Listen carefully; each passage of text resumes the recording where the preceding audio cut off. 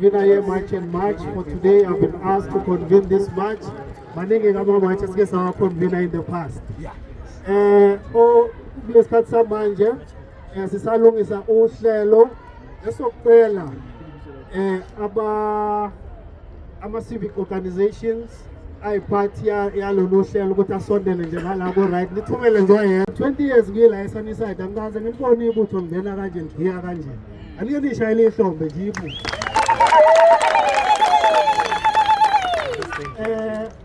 singeke ke sachitha isikhathi kakhulu ngoba uhlelo lethu lizothatha mhlambe i-hour ikhulumi elandela socela nje i-representative ye Operation Tutula, but before sibe ne representative ye Operation Tutula ukhona nje umfundisi oyedwa nje ongasivulela ngomthandazo asibongele nje ukusuka le eBurgers Park to the Sphere.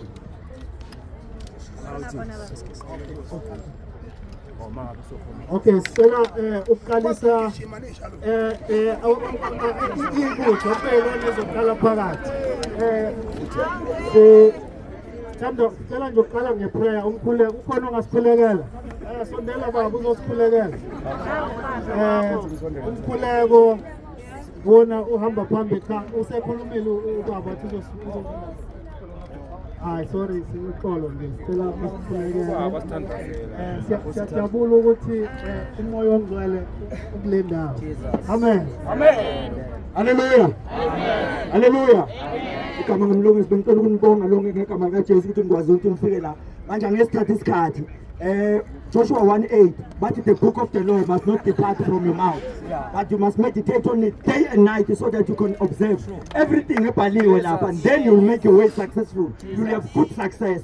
Insizwa nensizwa asazi ukuthi backbone yayo ikuphi, otherwise if ungazi ukuthi umuntu uyaphi angeke azi ukuthi umuntu uyaphi.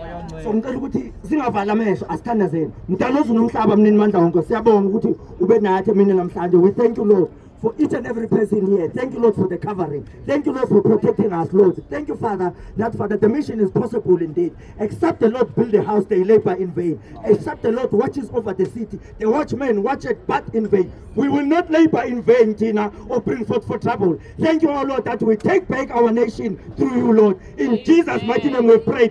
Amen. Amen. Sinensizwe yaziwayo la ungezwe mkhulu nimshayile ihlombe bawethu.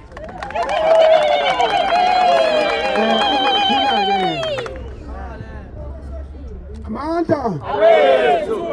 Ngabawethu okwami nje kufishane ngamza ukuthi obasiphuthuma eJohannesburg la sohlangana khona neinduna namabutho ngendaba enkulu yakusasa. Ngifuna ukubonga kakhulu dadewethu uJacinta nobaba uZuma Sholovu Gamalala. Bonga kakhulu ukuthi nihlangane nisihlanganise sonke sihlangane kanje ama civil organization akhona sibe into eyodwa. Ngibonge babelungu uJacinta angazi ukuthatha hayi abathola manje hayi kama sebethe xaxa hayi uklep phela khona lokho uJacinta wena kufosta njengoma lapha balekile ukuthi njengoba simlapha nganza kwethu ukuthi silethe isimangalo isikhulu kakhulu eunion buildings. Ungazi ukuthi i-union buildings yini izindlu zombuso yiko omkhulu lezo lonke eke kahle hle ube izwe lethu aliphethwe iStellenbosch ngabe ngisho iParliament lila esimikhona kodwa ngenxa yokuthi ke siphethwe zinqethenqethe eke eyikhothi izinqa zabelungu eke ngakho ke nje lo hulumeni soginqa phansi thina eke singenandaba nalutho eke nakanjani ke kodwa ababomkhulu bethu nokhokho bethu njengoba simila eke bayibona imijoloko yethu bayibona inyembezi zabantu baseNingizimu Afrika bonkana abangabafuna abantu ukufika abangekho emthethweni. Indlela leyiphathe ngayo namhlanje la eke ePitoli nakusasa sicela siyiphathe kanjalo bafowethu singene umoya ukholwa sibe into eyodwa ngoba where there is noise, where there is war, there's nobody's voice that can be heard. But the way there is peaceful and the voice rise, you can hear the statement. The statement is that all illegal foreigners must perish in this country with immediate effect. And labantu besithunga amakwelekwele apha esithunga laphana esikhombisa ama-middle finger akhombisa ngokusobala ukuthi vele ayazazi ukuthi athembe uhulumeni uzobaprotecta kanye namaphoyisa lawa a-corrupt azobaprotecta. Phansi amaphoyisa a-corrupt phansi. Phansi amaphoyisa ancedisa namakwelekwele phansi. Wethu indlela yomthetho indlela esihloniphe ngayo siyakubonga lokho nokuthi sifike la asihaleli thina kuyodla ama-fork and knife kuleza zindlu kodwa okwethu ukufika sikumangale esangweni lokho kodwa ancestarially is a very big symbol. Thank you very much. Ngane kwethu fakela umthakathi nokubi ukuthi kwazi ukuthi i-energy yakho uyisebenzise kahle sigijime ndawonye la kodwa bengakukhulekela namaqembu zepolitiki akhona la sawubona kodwa sicela ukuthi kamnciphise indaba yekhipho zepolitiki khankasani ngamandethi yenu bufowethu msana ukuzogibela ikhankasi eliphakeme la sihlangane nge-march and march nama-civil organizations kusasa nje indaba yasepolitiki ayifuseke indaba niyangenyanyisa ngoba mina ngilunge mangithanda mina ngoba ipolitiki yonke as a whole has failed this country since the dawn of democracy in 1994. Siyakhala manje.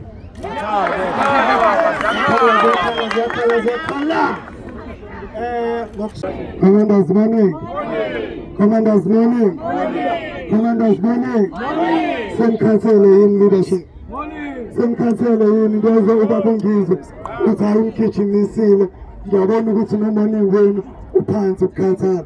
So igama lami ngusicelo ngwamlaba ngimi la phezulu ngirepresenta i-NEC ye-Operation Tutula. So see Operation Tutula without wasting any time because as OMC eshilo ukuthi he just give us 1 minute.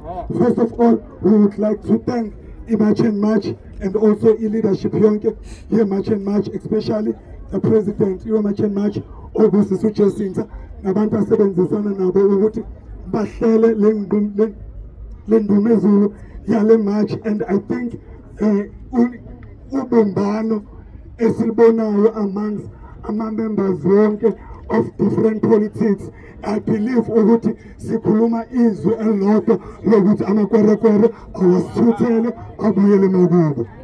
And siyazi futhi ukuthi kwabanye osisi kukhulu kunzima lokho esikushoyo ngoba abanye sebeshadile nalabafowethu.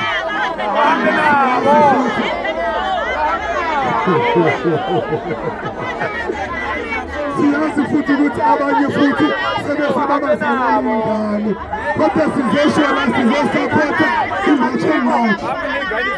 Angizile ngokukadudula kodwa ngize nge-March and March sithi siyi-March and March siwumphakathi wonke wase-South Africa. Amakwerekwere asiwadingi, amakwerekwere asiwafuni, and ne-union building kufanele yazi ukuthi sizoqopha umlando wokuthi wazi ukuthi kusukela namhlanje into ethi ikwerekwere asiyidingi la e-South Africa. Commanders morning. Can you please come to the stage? Senza awareness ukuthi there's also, where have you heard of a country that is struggling academically, that has got unemployed teachers? So kuno teacher nabo abazo supporta kule march. Sanibonani. Time nami ngithi phansi ngama illegal immigrants, especially labo nje. We've got a crisis, angeke ngisayifunda kakhulu i-memorandum ngizothi nje qaphu qala. We've got a crisis in South Africa. Sineyingane ezifundayo unyaka nonyaka. Ziya graduator and they're unemployed. It is a national crisis. Asikwazi ukuhleka lokho. It's not even funny anymore. I am here representing unemployed teachers in Gauteng.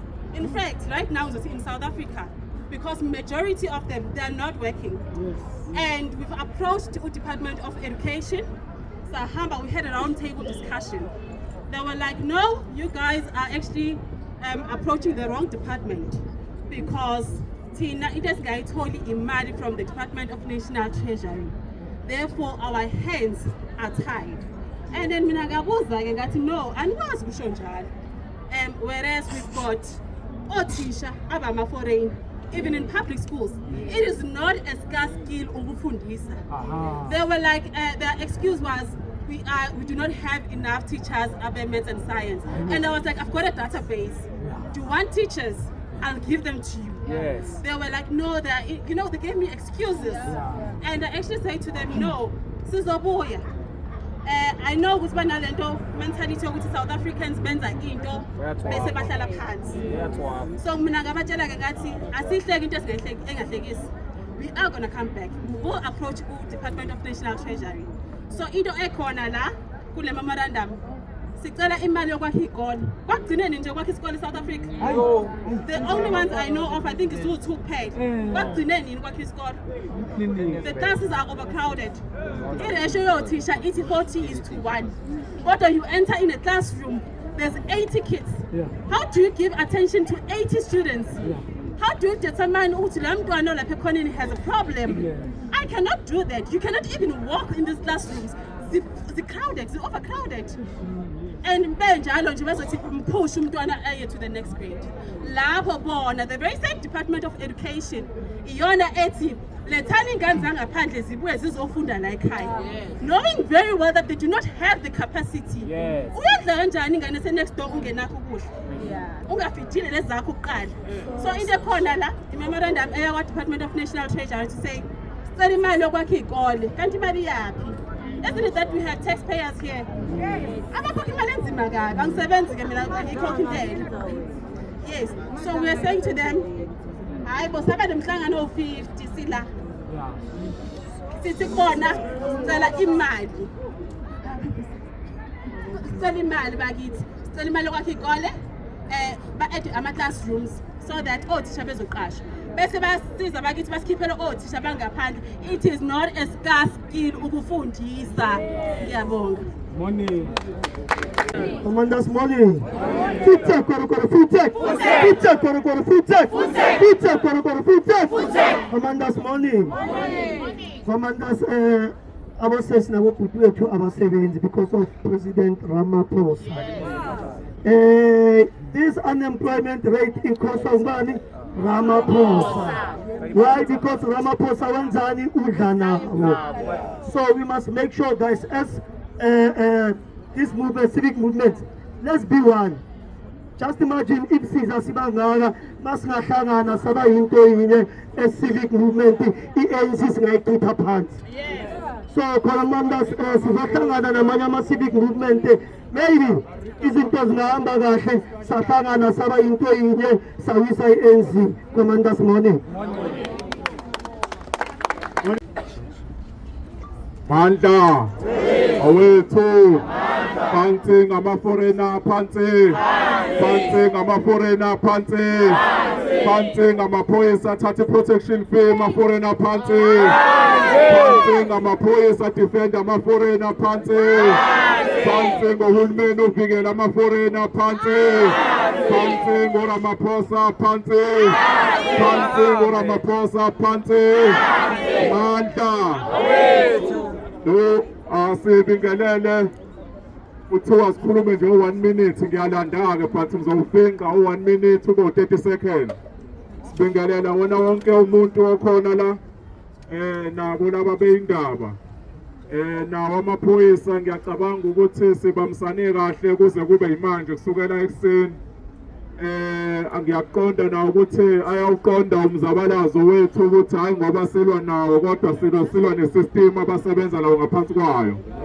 Ngoba umthetho uthi akumele kungene umuntu okufika ungenawo amadocument okuba la eSouth Africa.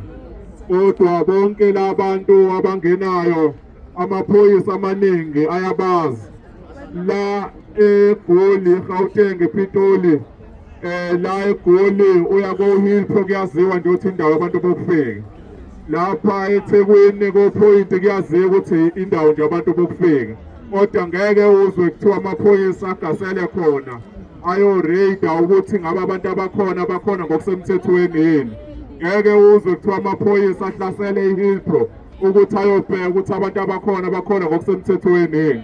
Kodwa thina masihlangene kanje silwela ukulungiswa, uphuma wonke amaphoyisa ezogada ukuthi ngabe senzani.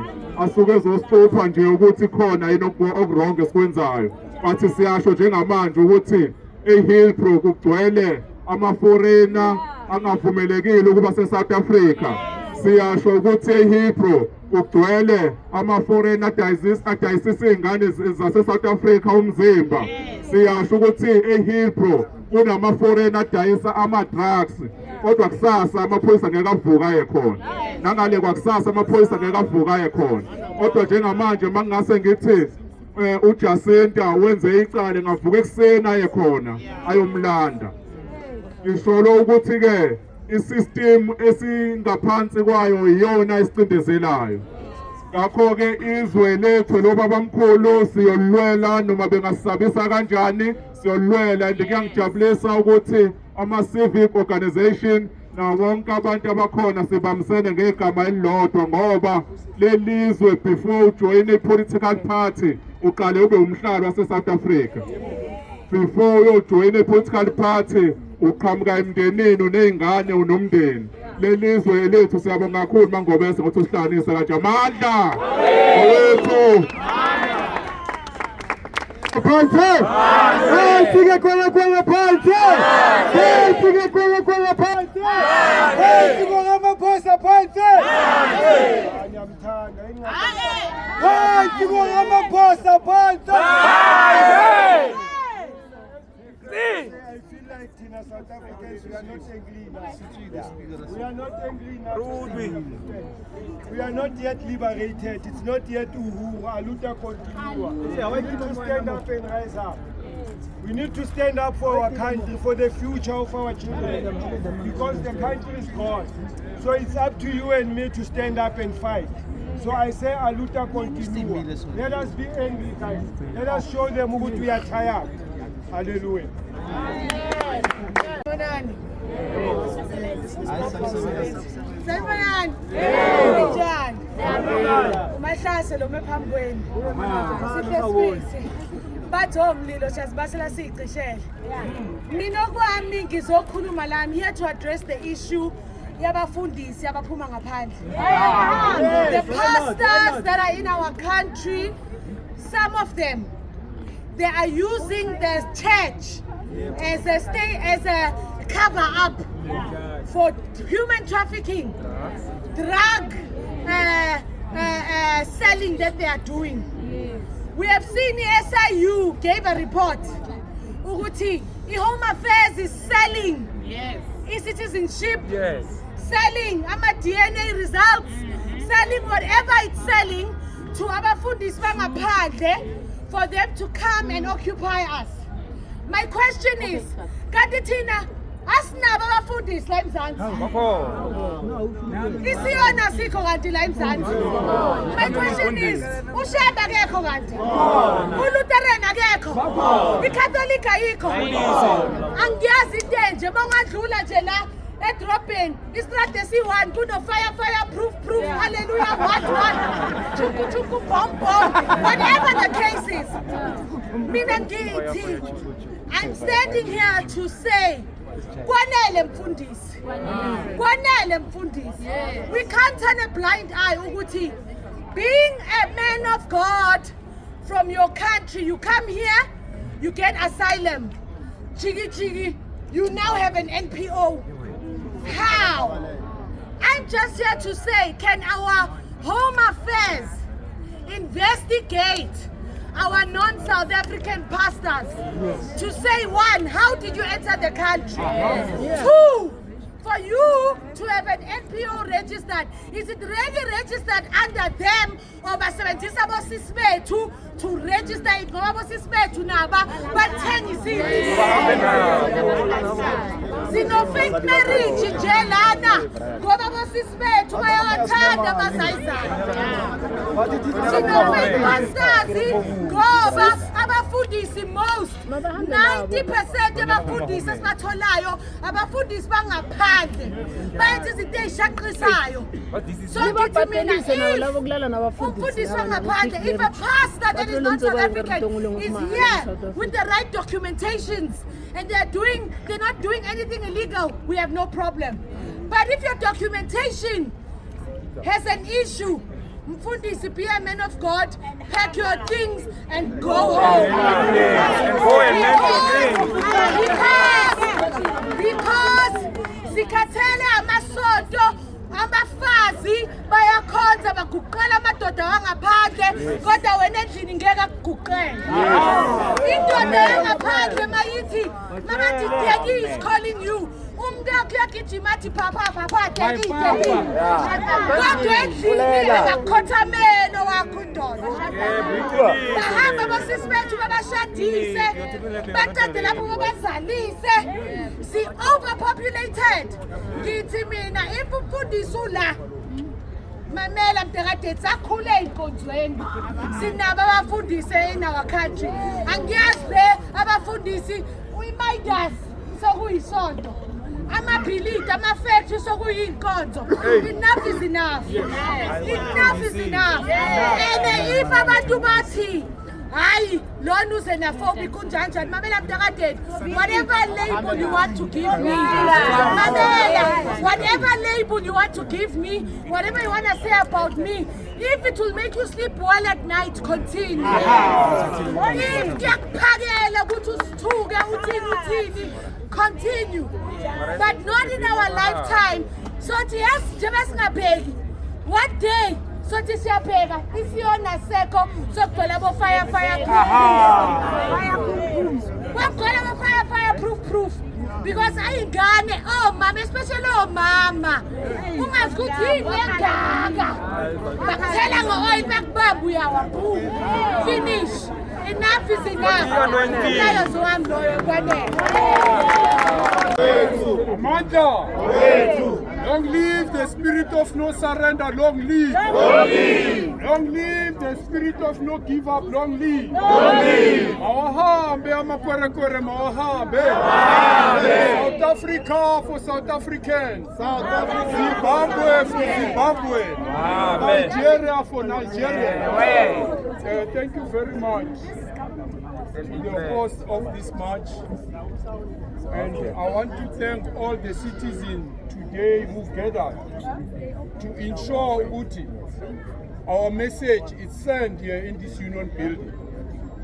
I, for one, standing here on the behalf of the civic movement across Gauteng, would like to congratulate the people who bring us together. And for your information, this is not the first time we come here in Union Building. And this is our last time. We are saying to all South Africans, let's come together and put pressure in our government to enforce the laws of our country, going straight to the primary target. Coming here, it's a waste of time because these people, they don't give us an answer. We've been handing them a memorandum 8,000 here. None of them has got a response. So we are advising to whoever where you are, make sure that immigration laws are established. Make sure you put pressure in the companies who are employing foreign nationals who are not supposed to be in the country. Foreign nationals who are illegal in our country, they must go back to their countries. Foreign nationals, they must go and fight their laws. We are changing the status quo of our country. South Africa belongs to South Africa. And then lastly, what is called, employment. What that disturbing me is when I see our president of a country national saying that our labor department must go and inspect people who don't have documents. He doesn't talk about section 19.4 of Employment Service Act number 4 of 2014. That guide and prompt employers to only employ foreign nationals on rare skills or critical skills job. Non-rare skills job belongs to South Africans. It seems that our president doesn't even know our laws correctly. Amanda.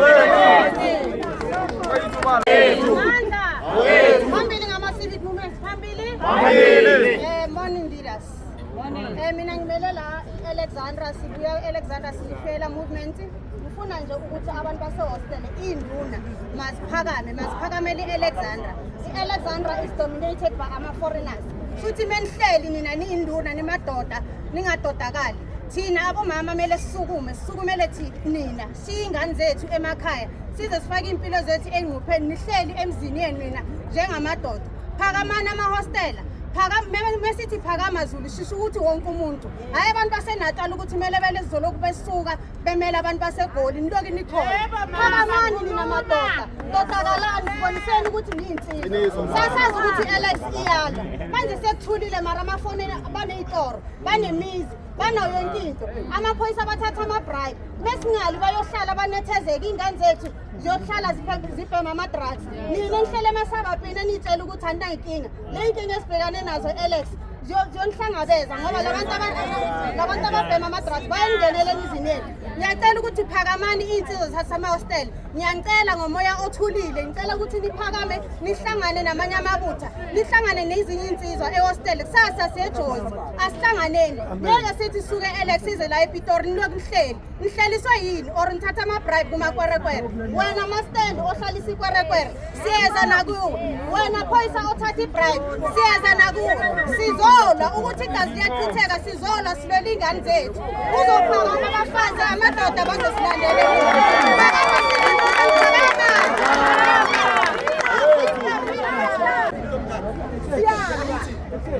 and we are supporting March on March.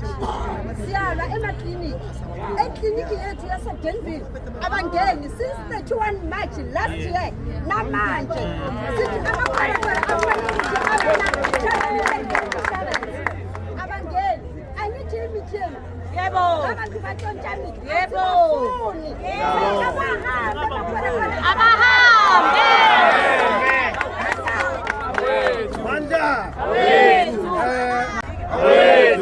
Amandla thanda ukunibingelela egameni lenkosi uJesu Kristu ongathathi isikhathi eside ngijabulela ukubonga amalida wethu ngoba lento iminyaka sigijimisa ngo-2017 ke saya eHallmark sawubanika imemorandum ukuthi labantu mabahambe basilalela bathumela namaphoyisa ukuthi basivala le itolo lezi labantu bokufika amaphoyisa hamba agijima batshela ukuthi no valani bayeza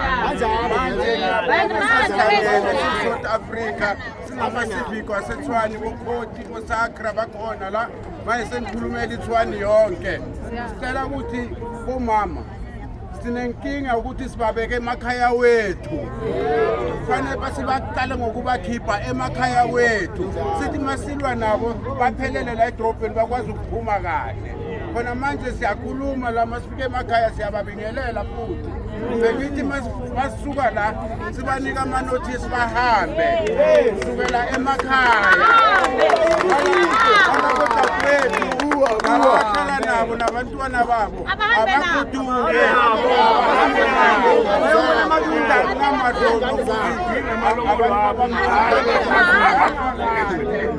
asikho emakhantrini babo bona bagcwele la into engiyicela kakhulu basuka la asambeni sobanika ama-notice ngiyabonga amalila kwabo